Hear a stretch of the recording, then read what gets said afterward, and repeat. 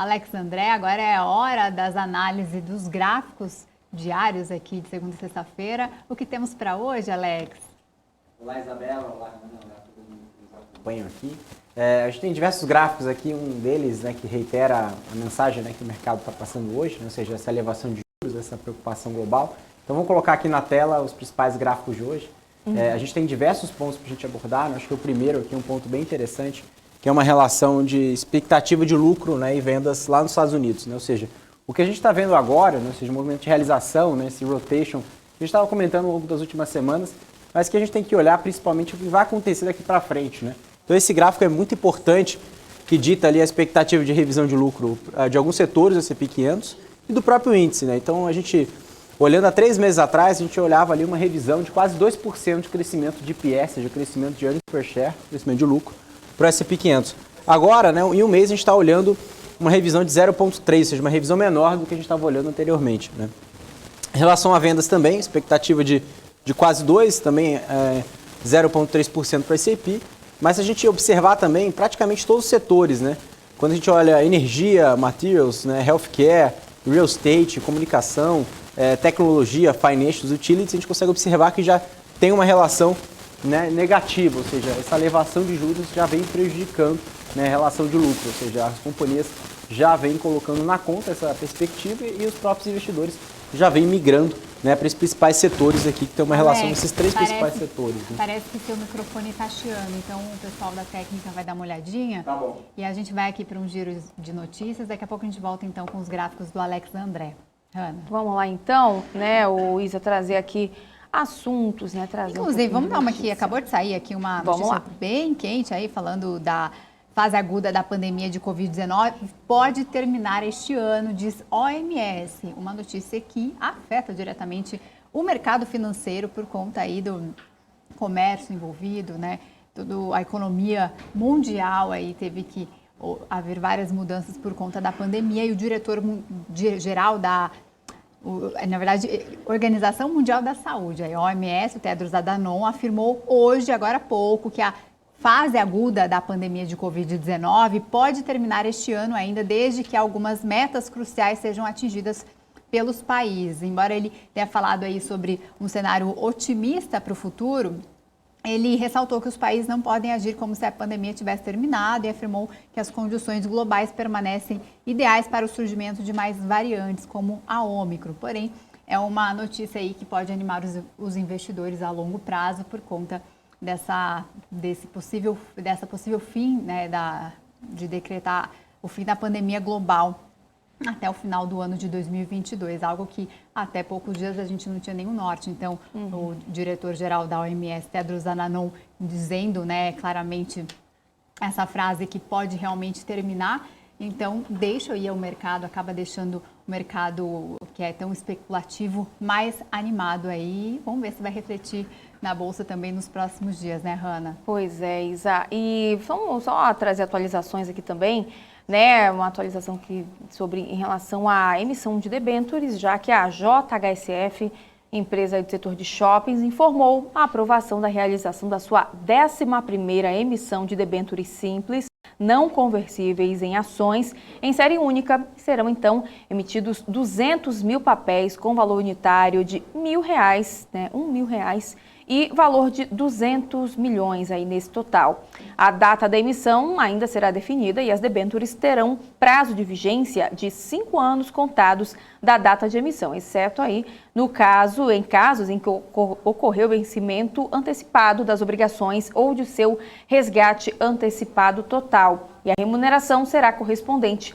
à variação acumulada de 100% das taxas médias diárias dos depósitos interfinanceiros de um dia, né, acrescida aí por um spread de 2,75% ao ano.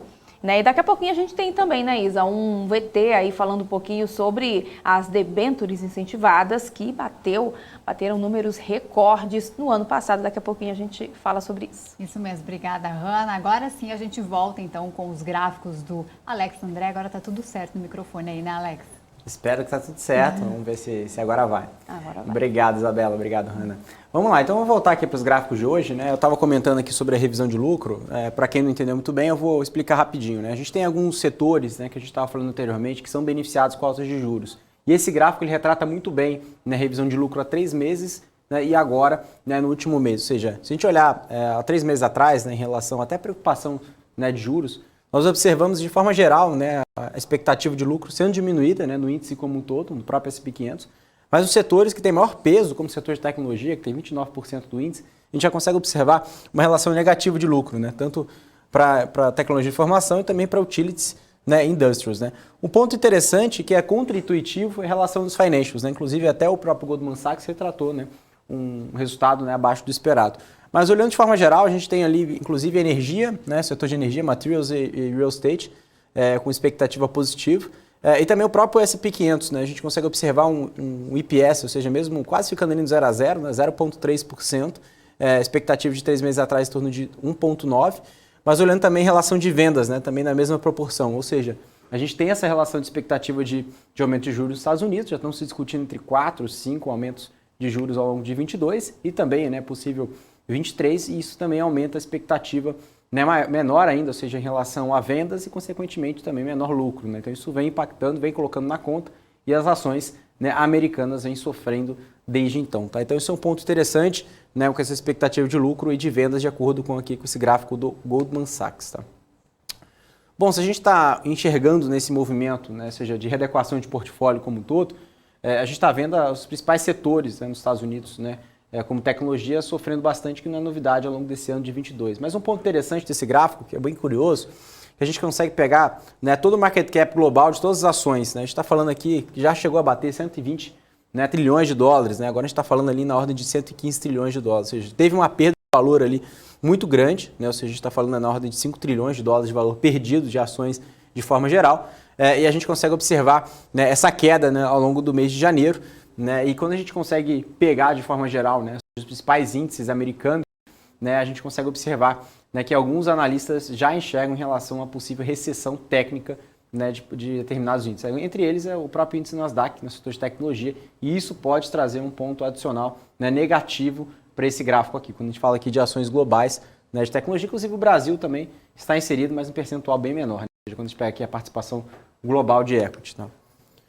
Bom, esse gráfico que é interessante, colabora um pouco com o gráfico anterior que eu estava falando, né? Ou seja, a gente consegue observar em relação, né, de todas as ações globais, ou seja, né, o market cap ali de equity, né, global, comparado ali com o percentual do PIB global, a gente já chegou a bater ali quase de 140%, né? Ou seja, o valor das ações de market cap comparado ao PIB, ou seja, em torno de 140% do PIB mundial, mas agora com essa redução, como eu trouxe anteriormente, esse número chegou a bater agora, está em torno ali de 123%. Tá? Ou seja, do PIB global, quando a gente pega aqui o valor de ações globais. Ou seja, a gente está num nível muito alto ainda, o que indica em diversas leituras, entre elas alguns analistas e estrategistas já dizendo uma possível correção técnica a partir desse número, à medida que a gente consegue observar algumas janelas, entre elas, né, o ano 2000, né, que teve essa correção, da .com, e também a crise de 2008, né, que foi logo aqui, e também agora a pandemia, né, do coronavírus foi no ano de 2020, e agora a gente já chegando aqui nesse patamar em torno de 140%, já revisando agora para 123% com essa queda de hoje. Tá? Bom, acho que é interessante a gente falar em relação a isso também, que a gente vê uma alta alocação, né, em relação a setores cíclicos. Né? A gente consegue observar esse gráfico aqui, né, do Bank of America, né, desde 2005 até agora em 2022, essa perspectiva, né, ou seja, os últimos picos, né, que aconteceu essa relação, né, de setores cíclicos. A gente está falando aqui, né, principalmente bancos de energia, materials, né? Ou seja, setores, né, de valor, que a gente tinha comentado anteriormente. E as últimas janelas foram abril de 2006, janeiro de 2011, janeiro de 2018 e agora em janeiro de 2022. O que tudo indica, né, ou seja, a história talvez não se repita, né, mas talvez ela rima, que está chegando um nível muito próximo, ou seja, em relação a essa alocação por parte, né, ou seja, a gente está falando aqui de net comprado, né, ou seja, por parte desses setores, né, por parte dos grandes gestores, e isso já chega a trazer um certo nível de preocupação nos Estados Unidos, tá? Nesse ano de 22, principalmente ali, esse movimento que começou ali a partir de outubro, novembro do ano passado, tá? A gente consegue observar por aqui. Bom, esse gráfico que é interessante, a gente consegue olhar um pouquinho essa relação de empresas de valor, né, na Europa versus empresas de crescimento, comparado, né, o próprio Eurostoxx com o S&P 500. Né? Então, essa linha aqui mais clara, a gente consegue observar o índice europeu comparado com o índice do S&P 500, que ainda tem um gap, ou seja, tem uma diferença muito grande com as empresas de valor, né, da Europa comparado com as empresas de crescimento. Ou seja, o próprio índice europeu ainda não acompanhou nessa relação de empresas de valor, acompanhado que a gente consegue observar com a relação do próprio índice S&P 500. Claro que tem uma discrepância muito grande que a gente conseguiu observar do ano passado, impulsionado, né, pelas empresas de tecnologia, o que coloca ali em perspectiva, até mesmo pelos diversos indicadores, entre eles o preço-lucro, né, que a gente já falou também anteriormente, que mostra que a Europa está claramente mais descontada do que os Estados Unidos, principalmente nesse gráfico aqui, a gente consegue observar também esse ponto. Tá? Mas a gente está falando aqui de relação de total return, né, ou seja, relativo entre dois setores, entre valor e crescimento, né, que apesar desse ganho de 22, ainda tem um ganho muito adicional ainda para chegar a fazer um catch-up em relação ao S&P 500. Né?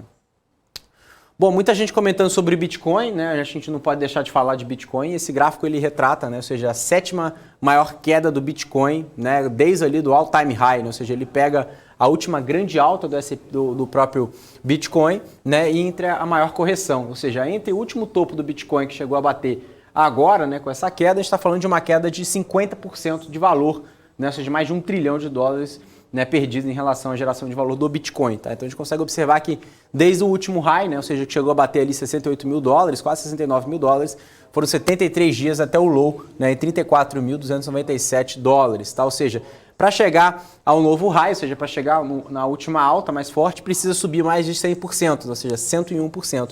E ainda nós não sabemos, né, qual que é a data que o valor da criptomoeda pode chegar para bater um novo recorde, né? Ou seja, acima de $68.991, tá? Então esse é um gráfico muito interessante, a gente consegue pegar diversas janelas aqui, né? Entre mais de 10 janelas aqui, entre as correções do próprio Bitcoin e também as datas, né, que o Bitcoin se recuperou. Se a gente viu, nós observamos aqui quedas entre 55%, 40%, 30%, até de 94%, que foi ali no período de 2011, né? Também observamos ali em 2010, onde a moeda chegou a bater mais de 94%, chegou a subir mais de 1.600%, também. Então é um gráfico, uma tabela bem interessante, que a gente consegue observar também o tamanho da volatilidade também do próprio Bitcoin.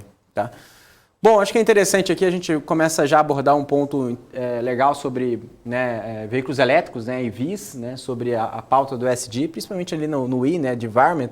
A gente tem até um título bem interessante, né, bem provocativo, que dizem que as baterias não vão salvar, ou seja, por quê? Né? A gente consegue observar mesmo com essa demanda de supply, né, de bateria muito forte, ou seja, cada vez mais essa adoção de carros elétricos, até diversos montadores, né, tendo uma adoção maior de carros elétricos, abolindo os carros de combustão, a gente consegue observar que mesmo assim, né, tem uma relação muito grande de dependência na energia, né, ou seja, que a gente vê ali em relação à combustão. Né? Por quê? Porque as demandas por bateria hoje estão muito aquém, né, do que a demanda que a gente consegue observar, ou seja, a oferta, né, quer dizer, a oferta está muito baixa pela essa relação de demanda. Então a gente tem esse gráfico que retrata, né, ou seja, em relação tanto agora nesse ano que passou em 2021, até expectativa em 2025 e 2030, tanto nas maiores economias, né, como a Europa, a Ásia, Pacífico, né, e também nos Estados Unidos, a gente consegue observar, né, que mesmo assim está, né, muito aquém, né, seja da relação, né, de supply, ou seja, que realmente o mercado precisa, né, em relação de minutos, né, em relação de baterias usadas, ou seja, principalmente em relação a expectativa, né, de utilização das próprias baterias. Ou seja, a gente consegue observar que ainda precisa, né, de uma oferta muito maior do que a gente está colocando na conta aqui. Esse gráfico é bem interessante, a gente consegue observar que tem um ponto adicional, ou seja, de oferta que precisa ser colocado no mercado. Isso também já tem ali uma alta discussão, né, no próprio mercado americano, né, que vem discutindo também o próprio governo Biden, colocando ali a possível, né, dependência, né, em relação às próprias energias ali por baterias, quando a gente fala de carros principalmente. Tá? Bom, aí a gente consegue abordar agora a economia da China, que um ponto interessante, né, começa já a olhar, né, o reclaim, né, ou seja, uma expectativa já maior de retomada de alta do GDP, ou seja, do PIB chinês, né, com essa relação de uma política monetária mais frouxa, né, mais flexível, né, seja com aumento com relação à expectativa, né, de estímulos por lá. Então a gente consegue observar que mesmo com uma relação de corte, né, de expectativa de crescimento na China, quando a gente olha ano contra ano agora no primeiro trimestre de 22, está em torno de 4,5%, mas mesmo assim no segundo, terceiro e no quarto trimestre está girando entre 5% até 6%, tá, de crescimento quando a gente fala de ano contra ano do PIB chinês. Ou seja, comparando com o ano passado, claro, o ano foi muito forte, principalmente no primeiro trimestre do ano de 2021, mas a partir do segundo trimestre do ano passado, né, a gente consegue observar uma deceleração, né, e agora, né, a própria China vem agora colocando uma expectativa, né, seja de estímulo, seja de flexibilização, né, por certa parte ali do governo em relação à economia. Isso também influencia diretamente, né, positivamente não só o Brasil, né, que tem uma alta expectativa ali em relação ao aumento de exportação, mas também a própria economia chinesa, né, com as suas ações por lá.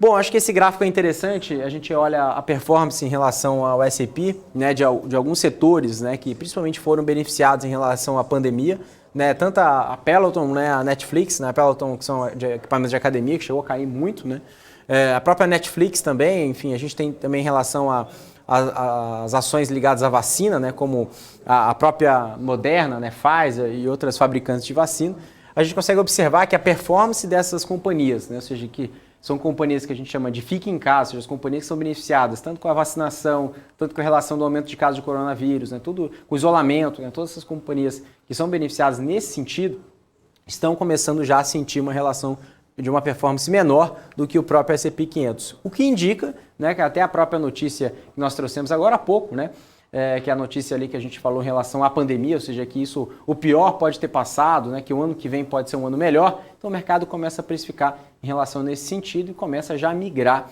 né, o próprio, né, o volume financeiro, quando a gente olha ali o fluxo, né, em relação às ações, né, de valor, ou seja, as ações clássicas, como a gente pode dizer, setor financeiro, setor de energia, setor de materiais básicos. Tá? Então esse é o principal ponto e a gente olhando também diversas ações também ligadas ali, quando a gente fala até o Zoom, né, diversas companhias nesse ponto também vêm sendo penalizadas agora no curto prazo. Tá? E estava falando de fluxo agora, eu acho que para a gente finalizar esse último gráfico, a gente comenta aqui para falar sobre o fluxo, né, de mercados emergentes, que tem aumentado, né, acho que não é nenhuma novidade, o Brasil ele tem destoado, né, do mundo inteiro ao longo desse ano de 2022, pelo menos é que parece, né, no começo desse ano. E isso explica também por esse grande fluxo, né, de estrangeiro, né? Porque a gente destrinchar em relação a esse número, a gente consegue observar que os fundos institucionais Brasil estão vendendo e os estrangeiros, né, estão comprando Bolsa Brasil. Então a gente consegue observar que quando a gente pega aqui em relação a MD Markets, né, ou seja, na média móvel de 4 semanas, né, no último mês a gente está falando aqui nesse número próximo de 4 a 6 bilhões de dólares, né, quando a gente fala aqui net positivo, comprado em ações de emergentes. Tá? Quando a gente fala de emergente, a gente fala de todos os países, né, assim como Rússia, Índia, Brasil. Claro que a Rússia está sofrendo muito hoje, né, chegando a cair mais de 7% em relação às tensões geopolíticas entre a Ucrânia, mas também vale a pena lembrar, né, que o próprio MD Markets, né, o maior peso é China, né, e Brasil tem um peso menor nesse indicador, mas vale a pena lembrar também que nesse próprio índice a gente tem um fluxo positivo para esse ano, que é muito bom, e a gente deve esperar que esse ano 2022 continue nesse sentido. Tá bom, pessoal? Esses são os principais gráficos de hoje, para sempre atualizar todo mundo, Hanna e Isabela. Tá ótimo, Alex André, obrigada pelas informações, pelos gráficos que o pessoal adora aqui acompanhar. A gente se vê amanhã. Boa tarde. Tchau, tchau, Isabela. Obrigado. Até mais.